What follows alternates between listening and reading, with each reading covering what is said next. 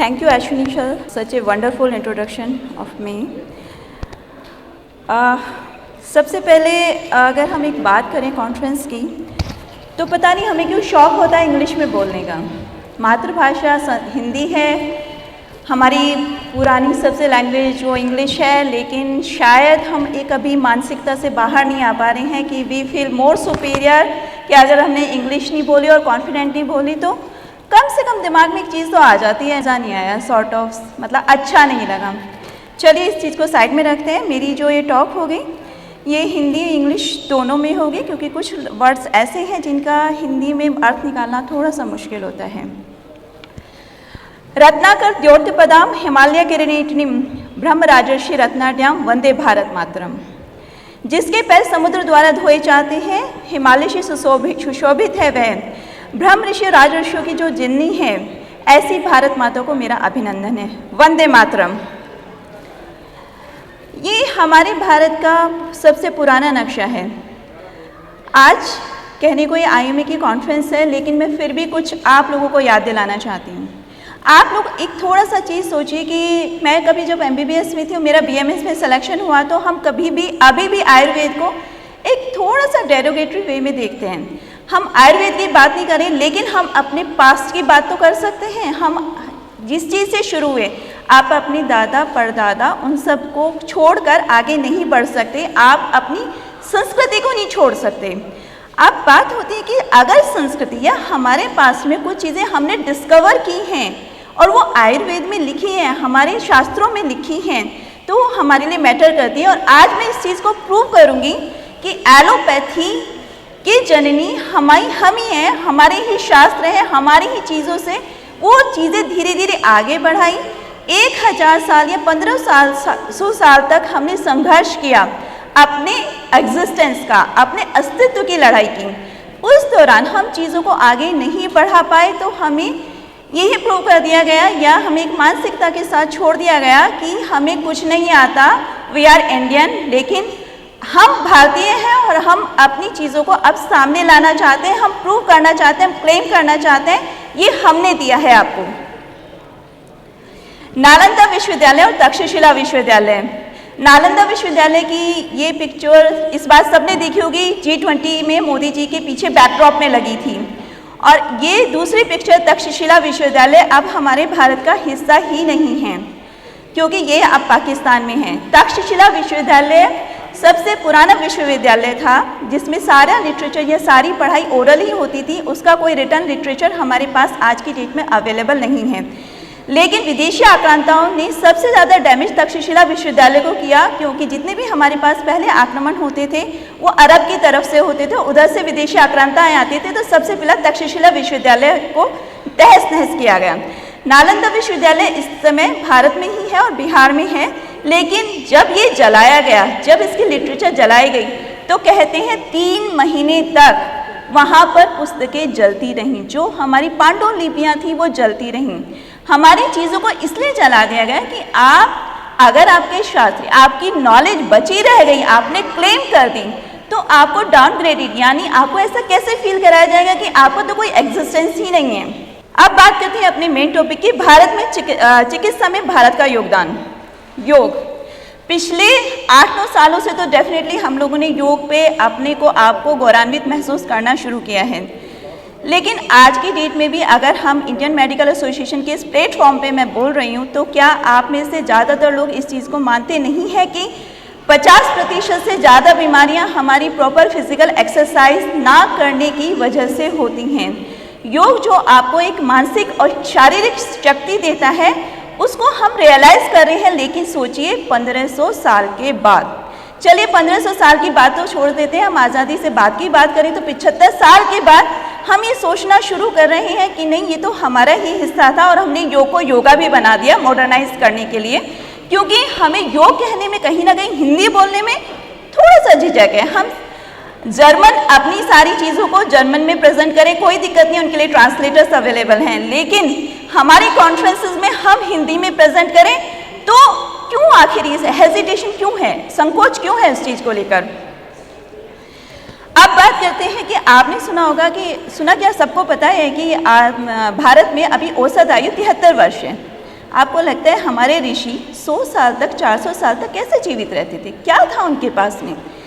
आप अगर चीज़ों को गहराई से सोचना शुरू करेंगे तो योग करने से बेसल मेटाबॉलिक रेट, यानी हमारी सांस और हमारी हृदय की जो रेट है वो काफ़ी कम हो जाता है, और उसकी वजह से हमारी लॉन्गेविटी बढ़ती है। जो साधना होती थी वो साधना इसी ही योग में आगे स्टेप बाय स्टेप बढ़ने का वो था, उसकी वजह से हम अपनी आयु को बढ़ा पाते थे।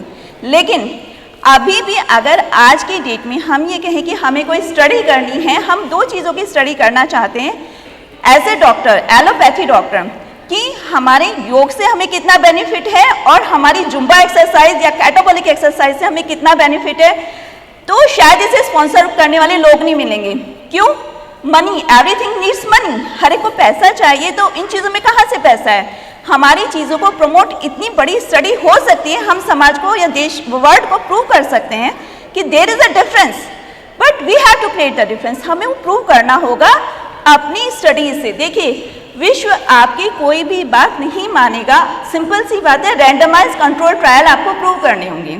उस ट्रायल्स के लिए हम ही लोगों को आगे आना होगा, हमें अपना डाटा प्रोड्यूस करके, कलेक्ट करके देना होगा कि हाँ देखो बेनिफिट है, हमने 10 साल ये स्टडी की और ये बेनिफिट मिला। अब बात करते हैं अपने सबसे पुराने मेडिकल लिटरेचर की। ऋषि चरक, ऋषि चरक को फादर ऑफ मेडिसिन कहते हैं और उन्होंने चरक संहिता लिखी।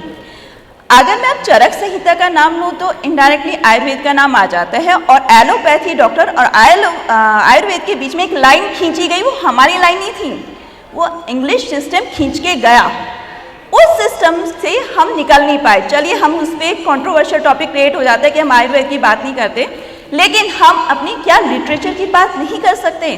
चरक संहिता हमारी ऋषियों ने लिखी ना, हमारी लिटरेचर थी, हमारी संस्कृति थी।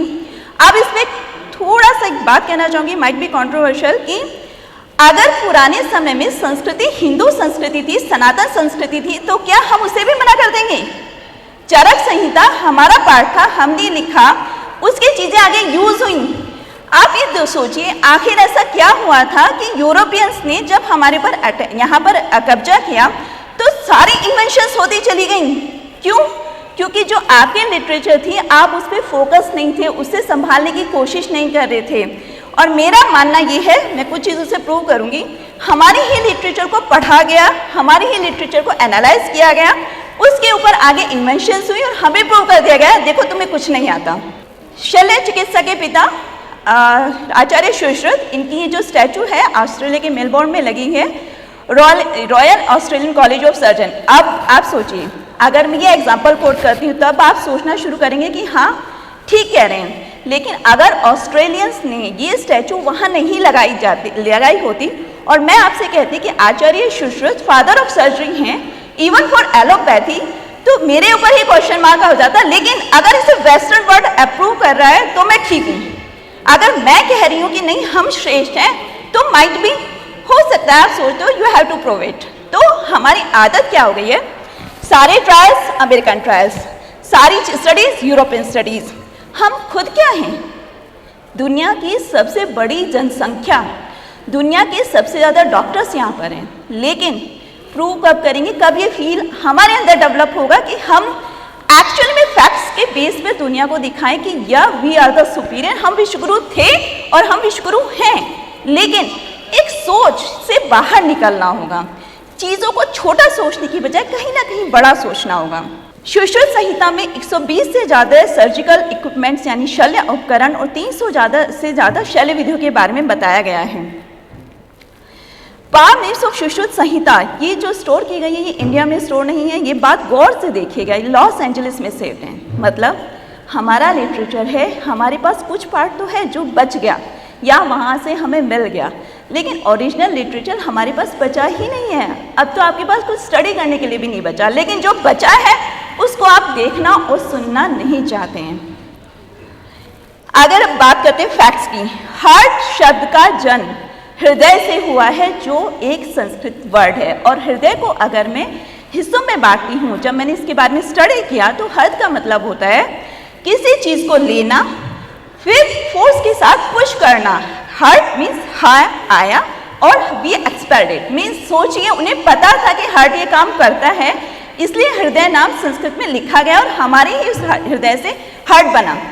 पल्स के बारे में तो आपने सुना ही होगा कि पुराने जो जितने भी वैद्य थे वो पल्स देख के बीमारी बताते थे। पल्स का सबसे ज़्यादा डिस्क्रिप्शन हमने दिया, उसके रेट को लेके, उसके वॉल्यूम को लेकर। लेकिन हम अपनी ही चीज़ों के बारे में, अब अगर आदमी को कि पल्स से बीमारी जाननी है तो आप कहेंगे क्या पता चलेगा। हाँ, हो सकता है आप कहें कि हाँ 10% चीज़ें पता चल सकती हैं, बट आप इस चीज़ पे शायद नहीं सोचने की कोशिश करेंगे कि या हो सकता है कि उस टाइम उन्होंने पल्स को बहुत ज़्यादा स्टडी किया हो और उससे और चीज़ें निकाली हो। हाँ, अब धीरे धीरे डेवलपमेंट हुआ तो हमने पल्स ऑक्सीमीटर, ECG सब डेवलप कर लिया, लेकिन शुरुआत तो हमने दी ना। पल्स को, हार्ट को स्टडी करने का ढंग तो हमने बताया ना। Father of plastic surgery Sushruta, sir भी इस चीज़ से एग्री होंगे। सुश्रुत ने सबसे पहली प्लास्टिक सर्जरी की। होता क्या था, पुराने समय पे युद्ध होते थे तो नाक का कटना या नेज़ डैमेज होना एक वो हो जाता था कि हमारी अब समाज में वैल्यू नहीं बची, तो उसके लिए प्लास्टिक सर्जरी आचार्य सुश्रुत ने की। उन्होंने इस जो टेक्निक को डेवलप किया और जो लिखा, क्योंकि उससे पहले तो कोई लिटरेचर आपके पास लिखा हुआ है नहीं, जो आचार्य सुश्रुत ने सुश्रुत संहिता में लिखा वो आज भी प्रूव्ड है कि हाँ ऐसा हो सकता है। अभी मैं यहाँ पे एक चीज़ कहना चाहूँगी, हमने अपने लिटरेचर में हर चीज़ का इंट्रोडक्शन दिया, बीच में हमने अपने एग्जिस्टेंस की फाइट की और फिर आज हम फिर से क्लेम करने जा रहे हैं कि नहीं ये हमने डिस्कवर किया।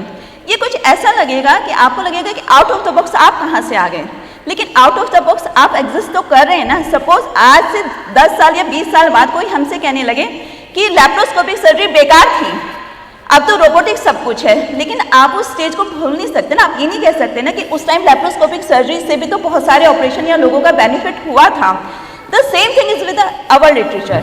हमने वो चीज़ डिस्कवर की थी, गैप हुआ, लेकिन ये क्लेम हमारा है कि ये हमारा था और हमारा ही होगा। Father of Indian ophthalmology Sushruta. क्यों? कैटरेक्ट की सबसे पहली डॉक्यूमेंटेड सर्जरी आचार्य सुश्रुत ने लिखी। दैट वॉज एक्स्ट्रा कैप्सुलर थी उनकी सर्जरी। उन्होंने जो डिफाइन किया है उसमें ये किया है कि जो कैटरेक्ट जो लेंस होता था उसे वो डिसलॉज करके विट्रस में डाल देते थे, पीछे शिफ्ट कर देते थे। उसके अलावा वो बहुत ज़्यादा उसमें नहीं कर रहे थे, लेकिन उन्होंने प्रॉपर टेक्निक बताई, चीज़ों को बताया, तो शुरुआत तो की ना। तो इन्वेंशन किसकी थी? हमारी थी। ऋषि सुश्रुत ने संसार की सबसे पहली मोतियाबिंद सर्जरी की।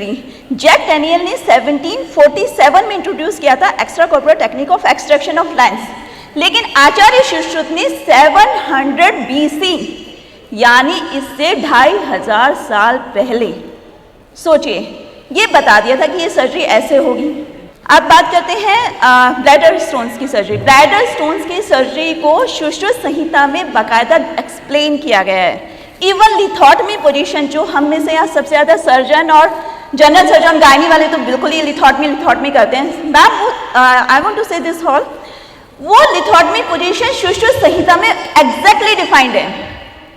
अब सोचिए, आपने तो लिथोटमी पोजीशन डिफाइन की, लेकिन आप किसकी सुन रहे हैं? आप वेस्टर्न कल्चर की सुनते हैं कि उन्होंने बताया लिथोटमी पोजीशन है, जबकि आचार्य सुश्रुत ने पूरे ब्लैडर स्टोन की टेक्निक बताई हुई है। इवन ये भी बताया हुआ है कि इरिगेशन के लिए, ब्लैडर को इरिगेट करने के लिए आपको आगे क्या क्या करना है जिससे रिफॉर्मेशन या क्लॉट फॉर्मेशन ना हो। लेकिन अगर आज की डेट में आप लोगों से हम ये कहें कि BMS doctor, don't take it otherwise please, को भी सर्जरी के लिए अलाउ कर देना चाहिए, तो सब लोग कहेंगे how could it be possible. But हम ये नहीं कह रहे क्या अलाउ करना चाहिए, नहीं, वो दैट्स अ डिफरेंट इशू, वो अलग लेवल पे जज हो। लेकिन अपनी चीज़ों के लिए मना क्यों करते हैं हम? अब बात करते हैं सबसे बड़ी बात, हम भी जब सर्जन होते हैं ना तो सबसे मेन बात आती है स्टरलाइजेशन की, कि ठीक है आप सर्जरी कर रहे हैं, आप स्टरलाइजेशन के लिए क्या करते होंगे? लेकिन आचार्य सुश्रुत ने उसमें भी लिखा हुआ है, आप इस वर्ड को गौर से देखिएगा, निर्जंतुकीकरण, मतलब बैक्टीरिया जो भी अवेलेबल है, निर्जंतु यानी किसी भी इक्विपमेंट से लेके हमें उससे हटा देने हैं अगर उसमें कोई जीव जंतु है अवेलेबल। उसके लिए उन्होंने पूरा रक्षा कर्म, मतलब जैसे हमारी बुक्स में, सर्जिकल बुक्स में लिटरेचर होता है ना, स्टरलाइजेशन के ऊपर पूरी टेक्निक्स होती हैं, उन्होंने पूरा रक्षा कर्म एक चैप्टर दिया स्टरलाइजेशन के ऊपर। तो ऐसा नहीं है कि उन्हें इस चीज़ का टेंशन नहीं था कि इन्फेक्शन क्या होगा, लेकिन उस टाइम, उस समय जो भी चीज़ें अवेलेबल थी, जैसे उन्होंने क्या किया, उन्होंने खौलते हुए घी का इस्तेमाल किया अपने इंस्ट्रूमेंट्स को स्टरलाइजेशन करने के लिए। बर्न का मतलब जलाने का इस्तेमाल किया।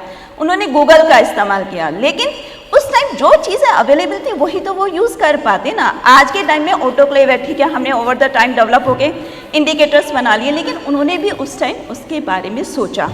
लेप्रोसी का उपचार और पूरा वर्णन हमारे इस लिटरेचर में अवेलेबल है। उन्होंने चोल मोगरा ऑयल, जो आज की डेट में भी प्रूव्ड है कि लेप्रोसी के लिए यूज़ किया जाता है। अब बात करते हैं इस डिसीज़ की, मतलब ये चीज़ें मुझे अभी थोड़ा सा पता चली। हिर्शबर्ग डिसीज़ का पूरा वर्णन सुश्रुत संहिता में है, जबकि इसको क्लेम किया हमारे बाहर के किसी डॉक्टर ने और उनका नाम हिर्शबर्ग था। तो उन्हीं के नाम पर, हेरोल्ड हिर्शबर्ग के नाम पर ही इस डिसीज़ का नाम हिर्शबर्ग डिसीज़ लिखा गया। जबकि उन्होंने कहा कि ये एक इंटेस्टाइन की आंत की बीमारी है जिसमें नर्व्स की प्रॉब्लम होती है और ये सिम्टम्स होते हैं, और वो जो भी उसका ट्रीटमेंट बता सकते थे उस टाइम उन्होंने उसको कोट किया। लेकिन डिसीज़ की बीमारी को क्योंकि हम क्लेम नहीं कर पाए तो वो हिर्शबर्ग डिसीज़ बाहर के नाम से जानी गई। अगर आयुर्वेद की बात करें तो जो एलोपैथी है वो फिजिकल बेनिफिट की बात करती है, लेकिन हमारी जो पुरानी लिटरेचर थी वो मेंटल और फिजिकल दोनों लेवल पे बात करते थे। और अगर हम इन सारी चीज़ों को निष्कर्ष निकालें, हो सकता है जितनी भी प्रॉब्लम्स हैं उनमें से मैं सिर्फ 10% को प्रूव कर पाऊँ कि हमने सोचा, लेकिन अगर हमने 10% को सोचा तो हम उससे आगे भी सोच सकते हैं। सबसे प्राचीन सर्जरी का प्रमाण हड़प्पा में मिला। ये माने गए जो स्कल मिले उनमें बरहोल बने हुए थे, तो उन लोगों ने स्टडी किया कि क्या हुआ होगा, फिर उनकी क्रोनोलॉजिकल एक एज डिसाइड की गई। तो मतलब फिर सोचा गया कि उस टाइम उन्होंने कहीं ना कहीं जो बाहर की तरफ हेमेटोमा, सबड्यूरल हेमेटोमा बन रहे थे, उसके लिए बरहोल डेवलप टेक्निक की, लेकिन ये प्रूव नहीं हो पाया। अभी तक जो मेरे फैक्ट थे उनका तो है कि ये प्रूव हुआ, बट इसको अभी प्रूव नहीं हम कर पाए हैं। लेकिन बरहोल माना गया कि बरहोल भी उस टाइम किए गए थे। अब because I am a gynaecologist, मैं कुछ बातें वो कहूँगी जो हमारे बड़े बुजुर्ग कहते हैं, उनमें से कुछ हम प्रूव कर पाए हैं आज और कुछ को हम प्रूव नहीं कर पाए हैं। अब आप लोगों ने बड़े बुजुर्गों ने से कहते हुए सुना होगा कि 8वें महीने में नदी पार नहीं करना है। अब मैंने ये बीड़ा उठाया कि अगर बड़े कह रहे हैं या हमारी कोई चीज़ संस्कृति ऐसा कह रही है तो क्या ये सही है मेडिकली? देन आई रियलाइज हुआ क्या, 8वें महीने में नदी पार करने का फिर मैंने एनालिसिस ये लगाया कि पुराने टाइम में नदी पार करने का साधन सिर्फ एक नाव होती थी या छोटे मोटे पुल होते थे। तो ये माना जाता है कि 8 महीना पूरा होने के बाद 8वें महीने के आसपास कभी भी डिलीवरी हो सकती है, क्योंकि हमारे बड़े बुजुर्ग कहते हैं कि 8वें के बाद बच्चा कभी भी हो सकता है। और उस टाइम अगर नदी में कोई बाढ़ आ गई, बारिश हो गई, कोई कैलामिटी डेवलप हो गई, तो हमारी फीमेल वहाँ पहुँच जाए उस डेस्टिनेशन पे जहाँ उसे डिलीवरी करानी है। तो उन्होंने कहा कि 8वें महीने के बाद आप नदी पार नहीं करेंगे, आप उस जगह पहुँच जाएंगे जहाँ आपको डिलीवरी करानी है और वहाँ से मूव नहीं करना है, to ensure the safety of mother और बेबी, माँ और बच्चे को स्वस्थ रखने के लिए। फिर अब बात करते हैं गायनी में पोस्ट डिलीवरी हम कीगल एक्सरसाइज बताते हैं। अगर मैं योगा को पढ़ूं तो योगा में मूल बंध पूरी तरह से कीगल एक्सरसाइज है, लेकिन हम कीगल तो बताएंगे लेकिन हम योगा में मूल बंध नहीं बता पाते, उसे डिस्क्राइब नहीं करते कि ये हमारे योगा का ही पार्ट है जो आपको पोस्ट डिलीवरी करना है। अब बात करते हैं कि डिलीवरी के बाद कम पानी पीने की सलाह देते हैं बड़े लोग। उसका एक छोटा सा लॉजिक जो मैंने डिस्कवर किया वो मैं बताती हूँ। डिलीवरी के बाद खून की कमी से पेशेंट के कार्डियक हार्ट फेलियर में या CHF में जाने के चांस बहुत ज़्यादा हैं, इसलिए खून की कमी के साथ अगर मदर ज़्यादा पानी पिएगी तो वो हार्ट फेलियर में होने के चांस ज़्यादा हो जाएंगे। तो कहा गया कि आप पानी को रेस्ट्रिक्ट रखिए जिससे हार्ट फेलियर होने के चांस ना हो। डिलीवरी के बाद बड़े लोगों ने कहा कि सिर्फ घी और गुड़ खिलाना है, खाना नहीं देना और पानी कम से कम देना है। कारण समझिए, क्योंकि हमारे पास उस टाइम जो आयरन का सबसे अच्छा सोर्स था वो गुड़ था, जैगरी था, और विटामिन डी जो बेबी को फीड कराने के लिए, उस मदर के बहुत स्ट्रॉन्ग करने के लिए चाहिए, वो विटामिन डी था जो उस टाइम हमें घी से मिल रहा था। तो और हार्ट फेलियर से बचने के लिए उन्होंने पानी और थोड़ा सा वो रेस्ट्रिक्शन दे दिया। तो ये मेरे इंटरप्रिटेशन है बड़े लोगों के, लेकिन मैं कुछ चीज़ों को गलत भी मानती हूँ। लेकिन हम आज की डेट में अगर कोई सर्जरी या कोई मेथड डिस्कवर करते हैं तो ऐसा हो सकता है 20 साल बाद वो गलत प्रूव हो जाए, लेकिन अगर उसमें से ज़्यादा ठीक है तो हम कहीं ना कहीं ठीक हैं। अब मेरी ये लास्ट स्लाइड है। अब मेरा टेक होम मैसेज क्या है इसके रिगार्डिंग, हम अपनी अगर संस्कृति के साथ जुड़े हैं, संस्कृति हमारी ऐसी है जिसने हमें विज्ञान और नई खोज दी और उसी के साथ हम आगे बढ़ सकते हैं। संस्कृति है तो देश है, देश नहीं तो हम नहीं। ऐसा क्यों कह रहे हैं मैं? अफगानिस्तान, पाकिस्तान, बांग्लादेश में अभी आप इतना न्यू डेवलपमेंट नहीं सोच पाएंगे जितना आप इंडिया में सोच पा रहे हैं। तो अगर आप अपनी कल्चरल रूट से जुड़े हैं, अब कल्चरल रूट्स को अगर आप इस चीज़ से सिर्फ डिनाई करना चाहते हैं कि वो सनातन धर्म है या हिंदू संस्कृति है, तो शायद वो गलत वे होगा। लेकिन अपनी संस्कृति को तो एक्सेप्ट करना ही होगा, वो हमारी है और हमारी पार्ट है, हम उसी के साथ आगे बढ़ के डेवलपमेंट कर सकते हैं। धन्यवाद।